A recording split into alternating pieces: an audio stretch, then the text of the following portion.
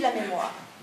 Et en fait, ce qui se passe, c'est que normalement, quand on vit quelque chose, tout ce qu'on ressent rentre dans le cerveau par une porte d'entrée qu'on appelle le thalamus, et ensuite est immédiatement filtré par l'amygdale cérébrale, qui est la structure qui permet la réponse émotionnelle.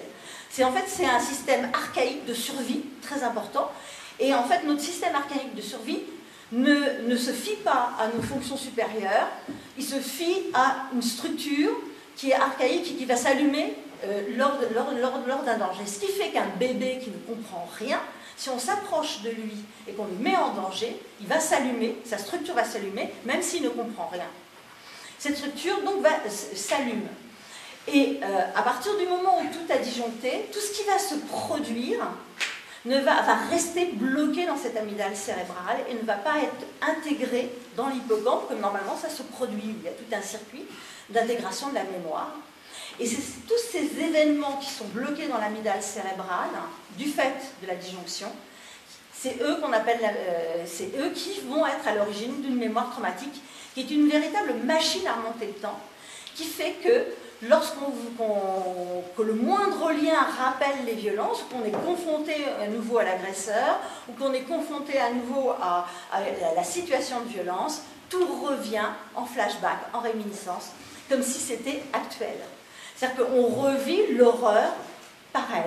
Alors que normalement, quand on a vécu un événement émotionnellement fort, on se rappelle qu'on était très ému, qu'on a eu très mal, qu'on était très triste, mais on ne le revit pas à l'identique. Là, on revit tout à l'identique et c'est une torture.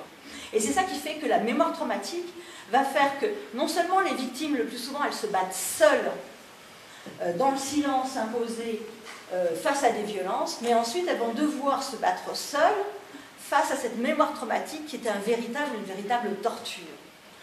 Et tant que les victimes sont dissociées, cette torture, elle revient, elle s'allume, cette mémoire traumatique, mais elles ne vont pas le ressentir avec les émotions et la douleur effroyable. C'est quand elles seront plus dissociées qu'elles vont être envahies. Ça veut dire quoi? Ça veut dire qu'une femme qui subit des violences conjugales le jour, quand enfin elle est protégée et qu'elle n'est plus en contact avec l'agresseur, ou un enfant qui est placé, qui n'est plus en contact, c'est à ce moment-là qu'elle va avoir une mémoire traumatique explosive. Elle va faire des attaques de panique, elle va revivre les choses, elle va être horriblement mal. Et si on ne lui explique pas, qu'est-ce qu'elle va penser, cette femme qu'on vient de protéger, et qui va se retrouver beaucoup plus mal, apparemment, en dehors de son mari? Et bien, elle va se dire qu'il avait raison, elle ne peut pas vivre sans lui, elle l'a dans la peau, etc. Et qu'est-ce qu'elle fait? Elle retourne. Ça explique les allers-retours. Et pour les enfants, c'est pareil. Aussitôt qu'ils sont placés, c'est à ce moment-là que tout va exploser. Et d'ailleurs, on le sait, c'est au moment où les enfants sont placés qu'ils parlent. D'ailleurs, souvent, c'est là où ils peuvent parler, parce que tout revient, tout les réenvahit.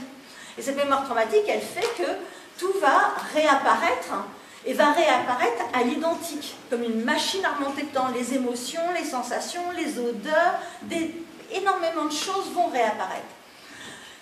Pour vous donner un ordre d'idée aussi, par exemple, une enfant qui aurait vécu des violences extrêmes dans un pays d'Afrique non francophone, elle vient en France et à un moment donné, au bout de plusieurs années, elle est enfin sécurisée, elle sort complètement de sa dissociation traumatique, les enfants sont vraiment très fragiles face à la dissociation, et à ce moment-là, elle se met à revivre les événements de son enfance. Au moment où elle les revit, elle ne peut plus parler français, elle ne parle que de sa langue d'origine quand elle avait cet âge-là. C'est une machine à remonter le temps, donc on revit à l'identique. Voilà. Et du coup, les personnes peuvent se mettre à pleurer comme des bébés, et ça peut paraître bizarre, ils peuvent ne plus savoir écrire. Voilà, vous avez dû vivre ça, des situations, les gens ne savent même plus signer au moment où ça cesse. Et dernière chose, pour cette mémoire traumatique, c'est très important, et c'est là où aussi c'est une torture, c'est qu'à partir du moment où le système de mémoire traumatique, toute la mémoire est bloquée dans l'amygdale cérébrale, l'amygdale cérébrale, ce n'est pas une fonction supérieure, donc elle va tout mélanger complètement, et elle mélange aussi tout ce qui vient de l'agresseur, en plus de ce qui vient de la victime. Donc elle mélange aussi la haine de l'agresseur, sa violence, son excitation perverse, son mépris, et quand ça sort avec tout ça. Ce qui fait que la victime, elle va revivre aussi les paroles de l'agresseur. Tu vaux rien, tu es nul, tu es coupable, c'est de ta faute. tu l'as mérité, tu n'as aucun droit, etc. Ça explique la culpabilité des victimes, mais aussi les victimes qui vont penser même qu'elles sont des monstres parce qu'elles sentent qu'il y a quelque chose d'extrêmement violent en elles qui ne leur appartient pas, qui appartient à l'agresseur. Elles peuvent se retrouver face à un film où une fille qui a été violée, elle voit un viol dans un film et elle va ressentir une sorte d'excitation atroce, mais ce n'est pas la sienne, c'est celle de l'agresseur, je ne sais pas si vous comprenez. Vous avez vu à la barre ce qui s'est passé pour les victimes du tueur en série de Perpignan, de la gare de Perpignan. Vous savez, la victime survivante, elle était à la barre, hein, complètement dissociée, elle raconte de façon neutre ce qui lui est arrivé. Il y a un lien qui se crée avec le président de la cour d'assises, qui la met d'un seul coup en confiance, et d'un seul coup elle sort de sa dissociation, elle continue à parler, et là elle part en vrille, parce qu'il y a l'agresseur, elle revit l'événement, et d'un seul coup elle se met à hurler, avec un hurlement, mais qui glace toute la cour d'assises, parce qu'elle revit le moment où elle a été éventrée. Et puis d'un seul coup le hurlement tourne, bascule, dans un rire atroce, diabolique, sardonique. Mais ça, le hurlement, c'était le sien. Mais le rire, c'est pas le sien, c'est celui du tueur en série. Je ne sais pas si vous comprenez. Mais si on ne vous explique pas de quoi il s'agit, vous vous retrouvez à l'hôpital psychiatrique. Hein. Avec une mémoire traumatique qui fait que vous réentendez des voix, vous réentendez des bruits. Un enfant qui est envahi par la mémoire traumatique, il est à l'école. Il a par exemple été exposé à des violences conjugales effarantes, où tout a été cassé. Il est à l'école, il est avec une maîtresse qui le sécurise, il est bien. Il y a un enfant qui se lève et qui fait tomber une chaise, ça fait un bruit terrible. Il part en vrille, il se met à hurler, il se met à se rouler par terre, il se cache sous les chaises, il revit l'événement. Mais il peut aussi le revivre côté agresseur. Il peut se mettre à tout casser, il peut se mettre à sauter sur un autre enfant pour l'étrangler, comme il a vu le faire. Après, plus les victimes avancent en âge, plus elles vont contrôler tout ça. Mais elles vont se retrouver avec tout ça mélangé, sans comprendre, sans pouvoir faire de lien, parce que le plus souvent elles sont en amnésie traumatique, donc elles ne peuvent même pas comprendre. Et même quand elles se rappellent, j'avais une patiente qui se rappelait parfaitement comment s'était passé le viol qu'elle avait subi à 7 ans, elle ne pouvait pas, par exemple, supporter un réfrigérateur, mais elle n'avait pas fait le lien que c'était contre un réfrigérateur qu'elle avait été violée, que c'était ça qui rallumait sa mémoire traumatique. Je vais finir sur... et du coup, comment on fait pour survivre avec cette mémoire traumatique? Déjà, il faudrait absolument que les gens puissent comprendre cette mémoire traumatique. On sait que le fait d'expliquer, de comprendre, ça change déjà la donne. Que tout le monde comprenne de quoi il s'agit avec la dissociation traumatique aussi. Et puis, si les personnes sont seules à devoir survivre avec une mémoire traumatique, ils ont 2 stratégies de survie essentielles. Une, c'est de tout contrôler et de tout éviter. C'est-à-dire que leur vie est un terrain miné, tout peut exploser, tout peut leur rappeler, parce que ça peut être une odeur, ça peut être un jour, une heure dans la journée, ça peut être un temps gris ou au contraire un temps ensoleillé, ça peut être n'importe quoi qui s'est passé au moment des violences qui va rallumer la mémoire. Donc c'est infernal. Donc on ne bouge plus, on ne sort plus, on ne fait plus rien. C'est les conduites d'évitement, les conduites phobiques, les conduites obsessionnelles. Une fille qui a subi des violences sexuelles, elle ne va pas supporter les doigts collants, certaines odeurs, elle va se laver tout le temps. Enfin, je veux dire, ils vont faire ce qu'ils peuvent. Et puis, ça ne va pas suffire. En plus, on empêche les gens d'avoir des conduites comme ça d'évitement. On va leur demander d'avancer à marche forcée sur un terrain miné. Pour avancer à marche forcée sur un terrain miné, on peut reprendre un exemple de guerre. 14-18, pour sortir des tranchées, c'est impossible de sortir quand vous savez que tout le monde tombe. Sauf que si on vous donne comme ration 6 bouteilles de vin par jour, plus 4 paquets de cigarettes par jour, vous pouvez sortir. C'est-à-dire que les victimes découvrent que, en prenant de l'alcool, en prenant des drogues, du coup elles peuvent sortir. 50% des victimes ont des conduites addictives. On n'est jamais alcoolique ni toxicomane pour rien, on l'est par rapport à des violences qu'on a subies et des traumatismes qu'on a subis. Et puis, ce qui peut paraître beaucoup plus étrange, c'est que pour pouvoir sortir, si on n'a pas d'alcool, de drogue à sa disposition, on se tape dessus, on se brûle, on se scarifie, on se fait mal, on se met en danger, on se met dans une situation de sport extrême, de conduite à risque, de mise en danger sexuelle, etc. Et à ce moment-là, on peut avancer. En fait, qu'est-ce qui se passe? On crée un stress très rapide et extrême qui va faire de nouveau disjoncter le cerveau et déclencher l'anesthésie émotionnelle. Et que déclencher comme ça, c'est bien moins pire que de voir arriver une mémoire traumatique d'une situation que l'on a subie et qui est horrible. Je ne sais pas si vous comprenez. Et même si nous, ça nous paraît horrible. Et comme ça, j'ai une petite jeune, quand elle savait que son agresseur, qui était un cousin, allait arriver, elle se mettait sur le rebord de la fenêtre avec un Walkman, 5e étage, et elle se balançait. Ben après, il pouvait arriver, elle n'avait plus rien à faire. Voilà. Et du coup, c'est là où il faut faire attention aussi que confronter une victime à un agresseur, ça la dissocie. Et on peut avoir l'impression que c'est pas grave pour la victime de la confronter. Où là, je vois encore, j'ai des jeunes qui ont été confrontés à plusieurs violeurs en réunion en face d'elles. Je veux dire, après, moi, je les retrouve, mais elles sont totalement dissociées. Et qui dit être dissocié, dit traumatisme supplémentaire. Quand on est dissocié, qu'on est anesthésié, c'est pas pour autant qu'on ne subit pas le trauma. Hein. C'est pas parce que vous avez la main anesthésiée, quand vous la placez sur une plaque électrique, vous sentez rien, mais c'est pas pour autant que vous n'allez pas, au contraire même, vous allez être encore plus brûlé. Voilà, donc tout ça est évitable. Voilà, tout ça est absolument évitable.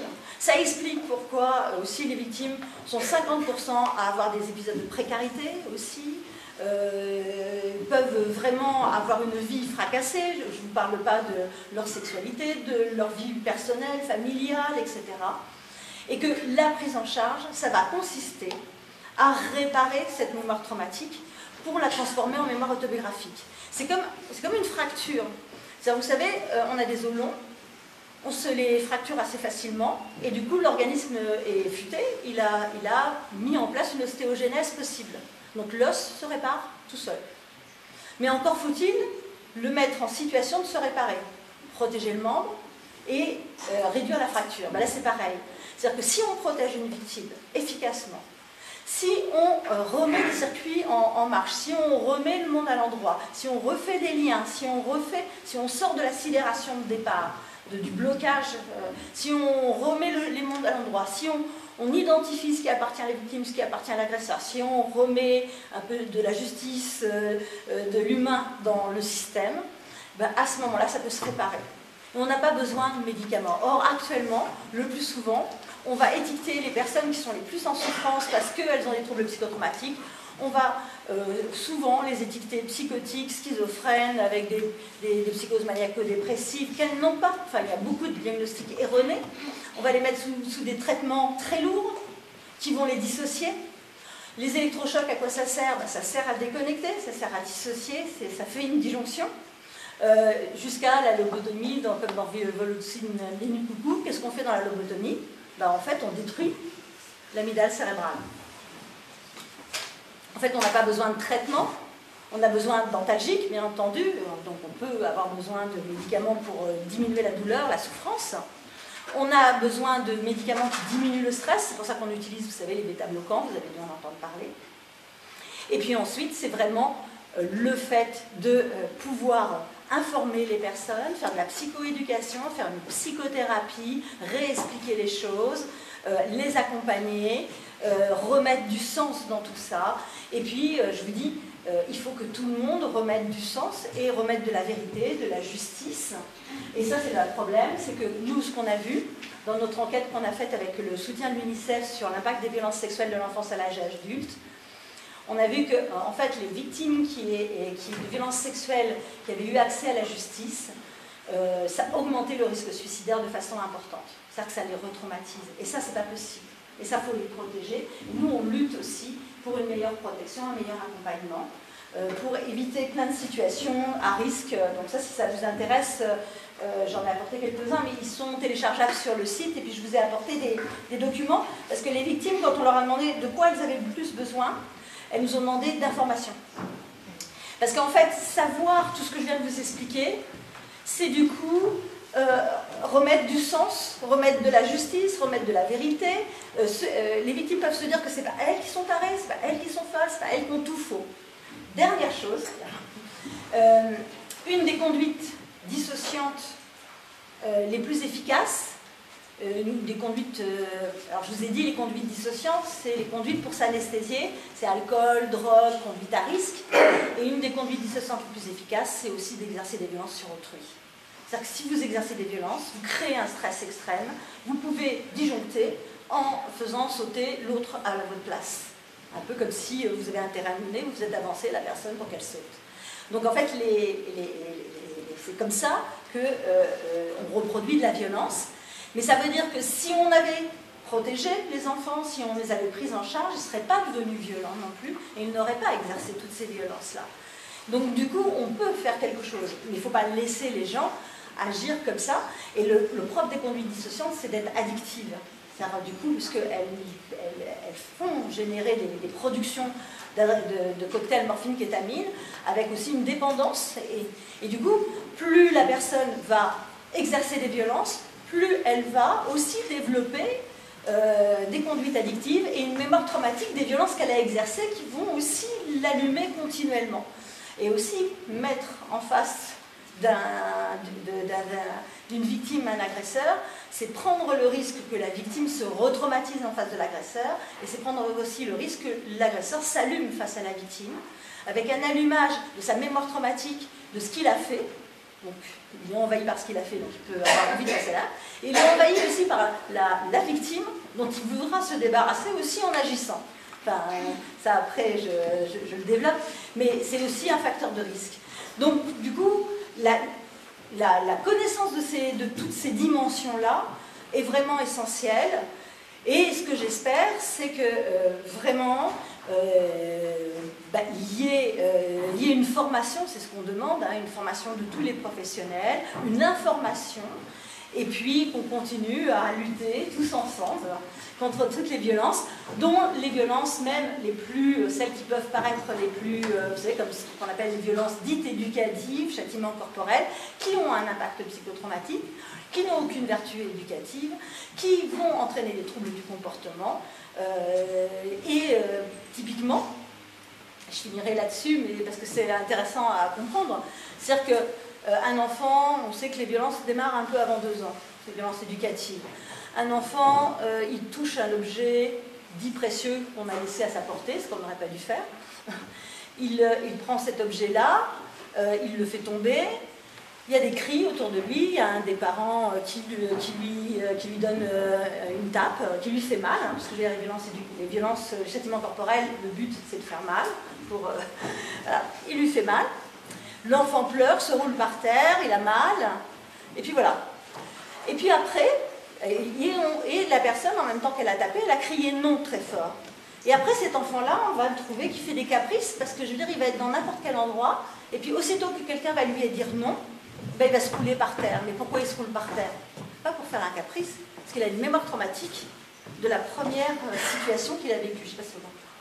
Et du coup, ça va complètement aggraver. Et puis, ensuite, plus il va subir de violence, plus il va se dissocier, l'enfant. Donc, plus il va être anesthésié. Donc, ça va être le côté même pas mal. Donc, les parents vont se dire, mais en fait, il me provoque. Qu'est-ce qu'il veut? Il veut que je tape plus fort. Donc, on va taper plus fort. Enfin, vous voyez? Et en fait, les mécanismes expliquent pourquoi, à la fois, c'est vraiment totalement catastrophique, une atteinte aux droits des enfants, mais aussi complètement contre-productif. Et que aussitôt qu'on arrête de fonctionner comme ça, les choses, bien entendu, changent du tout au tout. Voilà, j'étais un peu longue, mais du coup, je vous ai fait... Et puis...